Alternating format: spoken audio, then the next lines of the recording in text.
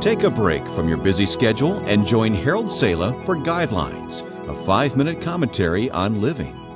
An old fortress some 20 miles southwest of the Dead Sea in Israel today has been called one of the most spectacular finds of recent decades in all Israel. Archaeologists have unearthed the walls of a massive Iron Age fortress built about 800 BC, which are some 300 feet on each side and had massive towers on each corner.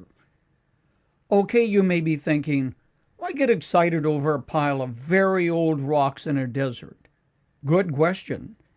And the answer goes deeper than archaeology.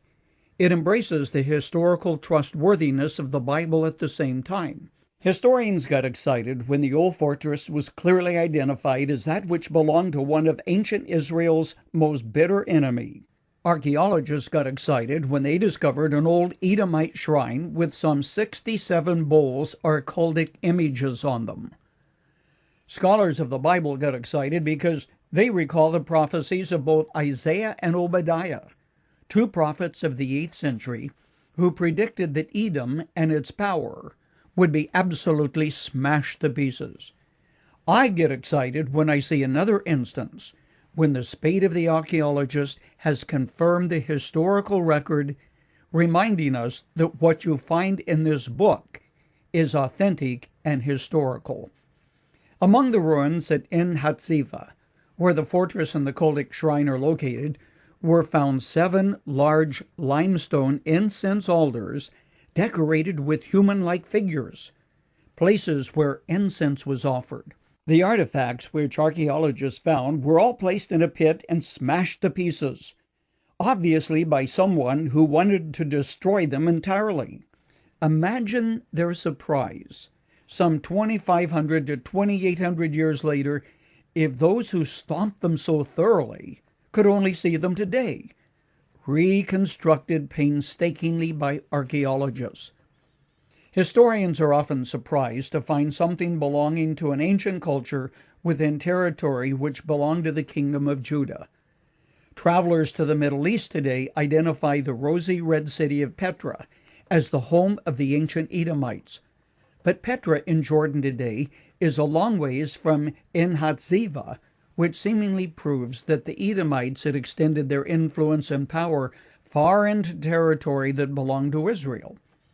There are a lot of unanswered questions, but we do know 2 things. First, the very presence of the Edomites was abhorrent to Judah. Edomites had, on at least 3 occasions, refused to let Israel pass through their territory when they came into the Promised Land. This has never been forgotten. Then the gods of the Edomites, including their images and deities, were repulsive to Israel. The first of Moses' 10 commandments outlawed the worship of any other god, and the second restricted making images. If what archaeologists have found gives you greater confidence as you pick up your Bible and read, then so be it. God's timetable is different from ours, yet what he says, whether it be in relationship to individuals, nations, or the world, will eventually take place. With that confidence, Isaiah wrote, "Grass dries up and flowers wither when the Lord's breath blows on them." Yes, people are like grass. Grass dries up, flowers wither, but the word of our God will last forever. Can we learn from the mistakes of bygone generations? I hope so, because if we repeat their failures, there is no hope for our children.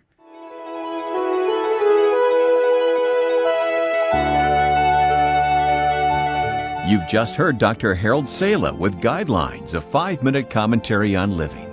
If you would like to listen to the program again, download a copy, subscribe to our e-commentary, or view other resources, visit guidelines.org. We would like to hear from you too. You can email us at info@guidelines.org. That's info@guidelines.org. Thanks for listening, and we invite you to join us again for the next edition of Guidelines.